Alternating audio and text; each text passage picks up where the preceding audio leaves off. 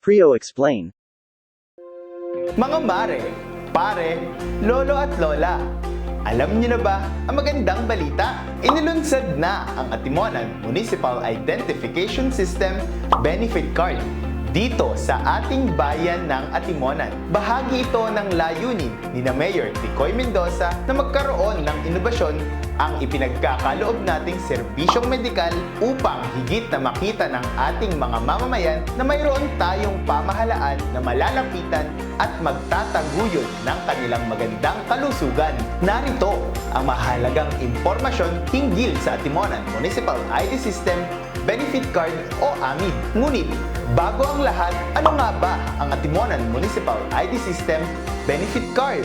Ang AMID ay isang programa ng LGU Atimonan para sa mga Atimonanin na naglalayong magkaloob ng libreng identification card o ID na magagamit sa pakikipagtransaksyon sa mga tanggapan ng lokal na pamahalaan. May layunin din itong makapangalap ng komprehensibong datos ng mga mamamayan na pagbabatayan ng mga isusulong na proyekto at programa. Dagdag sa layunin nito na mahikayat ang mga mamamayan, lalo na ang mga senior citizens, na magpatingin at kumonsulta sa ating pagamutan sa pamamagitan ng libreng laboratory services na kanilang makukuha. Bakit nagsisilbi itong benefit card? Tinatawag itong benefit card dahil sa benepisyo na ibinibigay nito sa mga card holder, kung saan maaaring makakuha ng libreng diagnostic at laboratory services gaya ng X-ray, urinalysis, blood chemistry, ECG, ultrasound at iba pa sa RHU Atimonan ng libre. Ipapakita lamang ang inyong municipal ID. Sa inisyal na implementasyon ng programa ay mga 60 years old pataas o mga senior citizen pa lamang ang pagkakalooban ng serbisyong ito. Kinalaunan, ibubukas na din ito sa iba pang pangkat. Ano nga ba ang katangian ng Municipal ID Benefit Card? Ito ay PBC type ID na naglalaman ng mga pangunahing impormasyon ng holder gaya ng pangalan at tirahan. Naglalaman din ito ng larawan, lagda, emergency contact number ng holder. Ito ay valid sa loob ng 3 taon at kinakailangang i-renew sa kada tapos nito. Sa kasalukuyan, tanging mga senior citizen pa lamang ang maaaring makagamit ng benefit card feature na ito. Sino ang maaaring kumuha ng Municipal ID Benefit Card? Ang lahat ng mga lehitimong Atimonanin na may edad 18 taong gulang pataas ay maaaring makakuha ng Municipal ID. Ngunit, sa pagsisimula ng implementasyon ng programa ay bibigyang prioridad na maunang mairehistro ang mga senior citizen bago ang karamihan ng publiko. Hintayin lamang ang anunsyo para sa pagrerehistro ng mga natitirang pangkat. May babayaran ba sa pagpaparehistro o pagkuha ng Municipal ID Benefit Card? Libre ito at walang babayaran sa pagkuha ng Municipal ID Benefit Card. Saan maaaring kumuha o magparehistro ng Municipal ID? Magtungo lamang sa inyong pamahalang barangay o itinalagang Municipal ID Registration Center ayon sa binigay na schedule ng registration team. Paano ang mga walang kapasidad na makapunta sa registration center? Sa kasalukuyan ay ang tinatarget munang mairehistro ay ang mga makakapunta sa registration center. Magkakaroon ng registration team na pupunta sa mga bahay ng senior citizens o individual na walang kakayahang magtungo sa itinalagang registration center. Kailan nga ba magsisimula ang registration? Nakatakdang magsimula ang registration para sa Municipal ID System Benefit Card ngayong buwan ng Hunyo, kung saan uunahing irehistro ang mga senior citizens. Ang bawat barangay ay bibigyan ng schedule para sa araw ng kanilang pagpaparehistro. Makipag-ugnayan lamang sa Pangulo ng Senior Citizen o punong barangay na nakakasakop sa inyong lugar. Ano nga ba ang kinakailangan para makakuha ng Municipal ID Benefit Card? Dalhin ang isang valid ID at iba pang kaukulang ID ayon sa kinabibilangang sektor, gaya ng Senior Citizen ID, PWD, Solo Parent, PhilSys ID, at iba pa. Paalala, kung walang valid ID, ang aplikante ay maaaring kumuha ng barangay certification katunayan na siya ay lehitimong naninirahan sa nasasakupang barangay ng Atimonan. Atimonan. Ito naman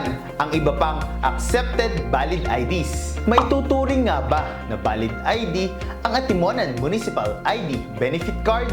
Ang Municipal ID Benefit Card ay maaaring hindi kilalanin bilang valid ID sa ilang establishmento gaya ng bangko, remittance center o sangay ng gobyerno. Ngunit ito ay kinikilalang valid ID sa mga tanggapan ng LGU Atimonan. Mananatili nga bang pribado at konfidensyal ang mga ibibigay kong impormasyon? Mananatiling konfidensyal at pribado ang mga impormasyong makukuha ng LGU Atimonan ayon na din sa isinasaad ng Republic Act 10173 o Data Privacy Act. Narito naman si Kylie Javier para ipaliwanag ang mga step-by-step process ng pagpaparehistro sa Atimonan Municipal Identification System Benefit Card. Maraming salamat, George!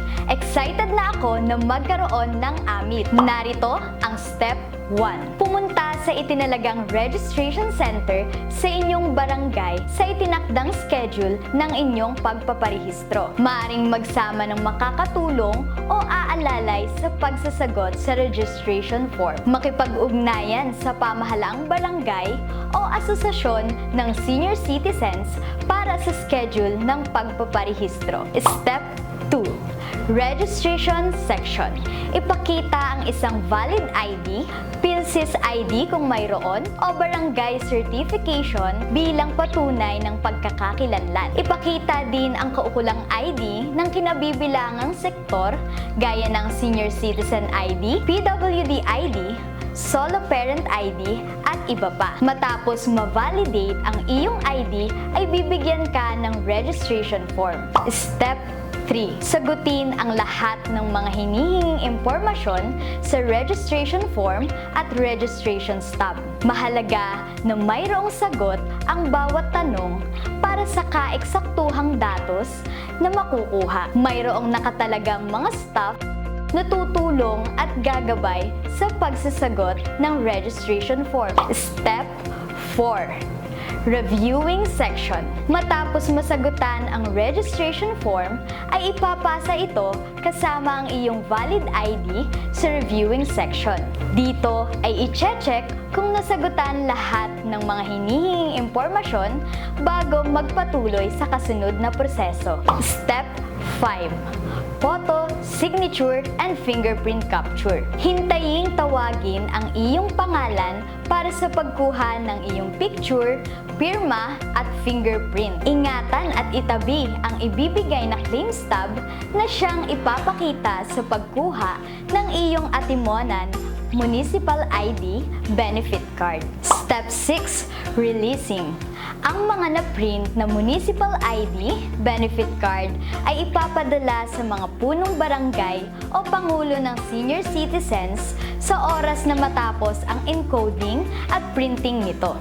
Ipakita ang claim stub para sa pagkuha ng iyong municipal ID. Maglalabas ng anunsyo ang RHU Atimonan kapag maaari nang gamitin ang municipal ID, benefit card sa pagkuha ng libreng laboratory at diagnostic services sa kanilang tanggapan. Malugod namin kayong inaanyayahan, lalo na ang mga senior citizens na una nating irirehistro, na suportahan ang Municipal ID System Benefit Card. Unti-unti ay pagkakalooban din natin ng serbisyo itong mga mamamayan.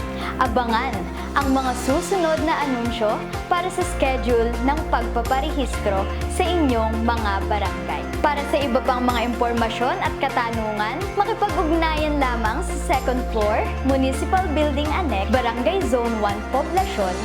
At syempre, huwag kakalimutang i-follow ang TikTok account na ito. At ang aming bagong Facebook page, Prio Atimonan Public Relations and Information Office.